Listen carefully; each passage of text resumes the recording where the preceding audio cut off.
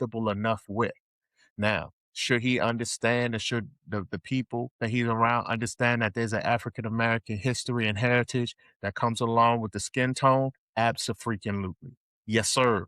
You need to understand that being African American in America comes with its own history, struggles, resiliency on top of that. So those parts of the societal knowledge should definitely be groaned in or grown, groomed. That's groomed inside of educational environments so that people don't look at each other in the African American community and the first thing that they think is something is wrong, or the first thing that they think is something they're afraid of people who look like them.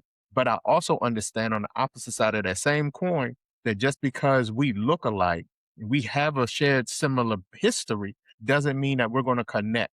Like I have to look at that from the duality of what it truly is. However, knowing who you are, being firm in who you are and your history and your heritage, to me is paramount in the growth and development of all of our African American children.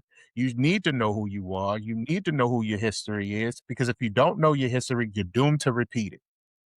And so in those spaces, yes, find kids that look like you and see if you all can communicate and become a friend group or whatever. But you also got to know that just because they look like you doesn't mean that the communication in the friend group is going to come.